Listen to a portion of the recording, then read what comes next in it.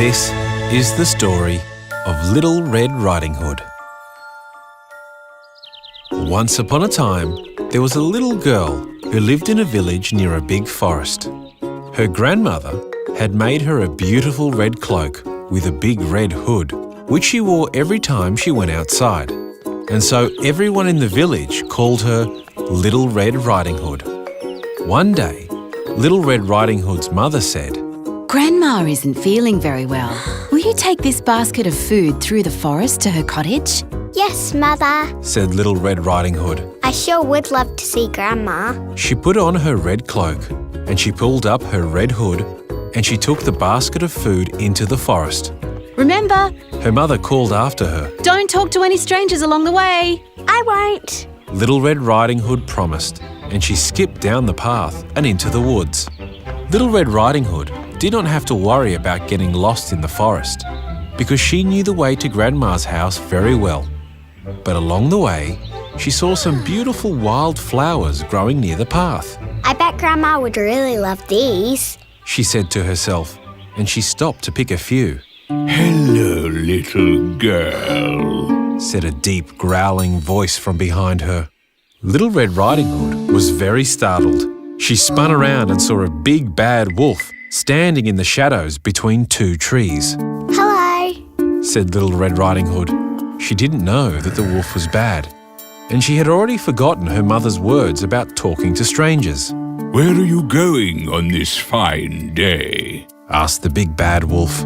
I'm going to my Grandma's cottage on the other side of the forest.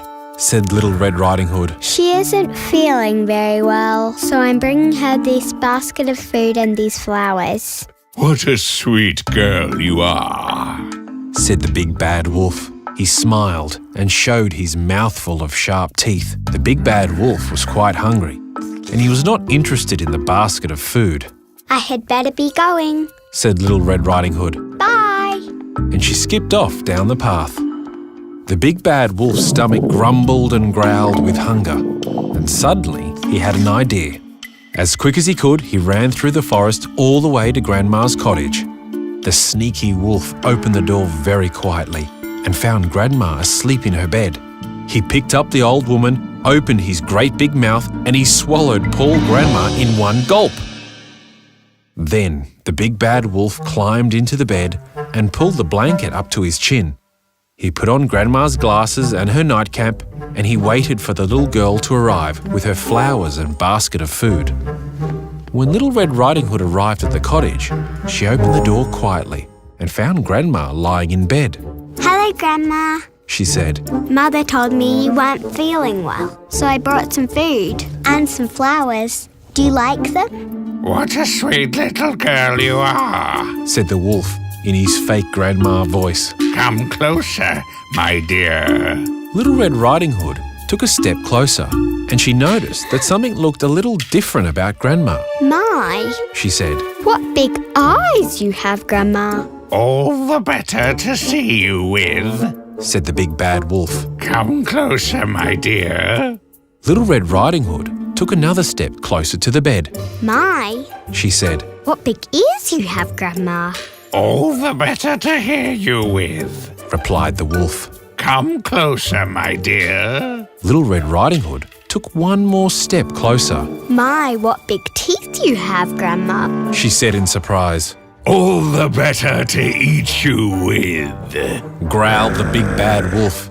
He jumped out of the bed, and as he opened his great big mouth, Little Red Riding Hood shrieked and tried to run, but the hungry wolf grabbed her up and swallowed Little Red Riding Hood in just one gulp. Outside the cottage, a woodsman happened to be walking through the forest when he heard Little Red Riding Hood's shriek of surprise. He hurried inside and he saw the wolf with his huge round belly. The woodsman grabbed the big bad wolf, turned him upside down, and shook him by his feet.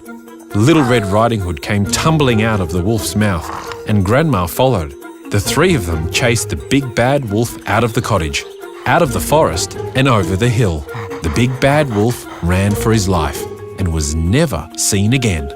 Little Red Riding Hood learned her lesson, and she never, ever talked to strangers again. The end.